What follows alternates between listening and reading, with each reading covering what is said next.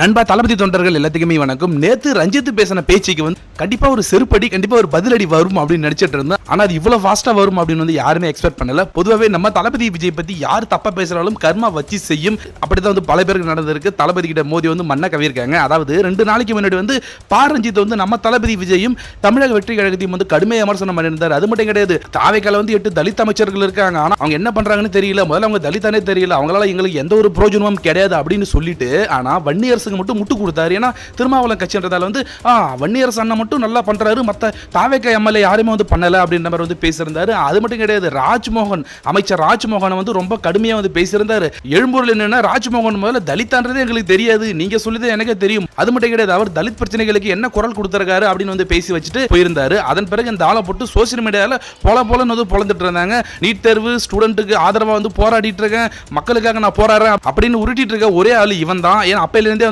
தலித் அரசியல் அப்படின்னு சில சில்லறத்தனமான வேலையும் இந்த ஆளு பார்த்துட்டு தான் இருக்கான். ஆனா என்ன நடந்திருக்கு அப்படின்னா, இந்த மாதிரி வீரவசனம் பேசிட்டு மறுநாள் என்ன பண்ணிருக்கான், அந்த ஆளு தன்னுடைய பட ஷூட்டிங்கு போயிருக்கான். இதை விட ஒரு கேவலம் இருக்கா என்ன? ஏன்னா மக்கள் அங்க போராடிட்டு இருக்காங்க. எவ்வளவு ஸ்டூடெண்ட் டெல்லியில போராடிட்டு இருந்தாங்க. உனக்கு அவ்வளவு அக்கறை இருந்துச்சுன்னா நீ டெல்லிக்கு போயிருக்கணும். டெல்லியில உட்கார்ந்து எல்லாரும் கூட போராட்டம் பண்ணிருக்கும். அட்லீஸ்ட் ஒரு 4-5 நாளா இந்த போராட்டம் முடிகிற வரைக்கும் நீ போராடிக்கணும். அப்பதான் உனக்கு உண்மையாலுமே மக்கள் மேல அக்கறை இருக்கு அப்படின்னு சொல்லலாம். ஆனா உன்னுடைய பண தேவைக்கு உனக்கு ஒரு பணம் வேணும் அப்படின்ற ஒரு காரணத்துக்காக உன்னுடைய படத்தோட ஷூட்டிங் மட்டும் நீ போயிருக்க.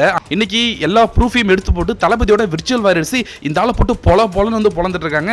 திமுக ஆட்சியில் எத்தனை அமைச்சர்கள் தலித்து, எத்தனை எம்எல்ஏ தலித்து அப்படின்னு கேட்க வக்கில்லாத இவன் நம்ம தாவேக்கா ஆட்சியில் 8 பேர் கொடுத்து அவங்க தலித்தான கேட்டுட்டு இருக்கான். எல்லா விஷயத்தையும் சேர்த்து போட்டு தான் இந்த ஆளை போட்டு பொலன்னு பொழந்துட்டு இருக்காங்க. கண்டிப்பா இவன் பேசின பேச்சுக்கும் இவன் வன்மை பேச்சுக்கும் ஃபியூச்சர்ல ஒரு பெரிய செருப்படி அப்படின்றது இருக்கு. தளபதியோட விர்ச்சுவல் வைரஸ் இவனை மன்னிக்க போறதே கிடையாது.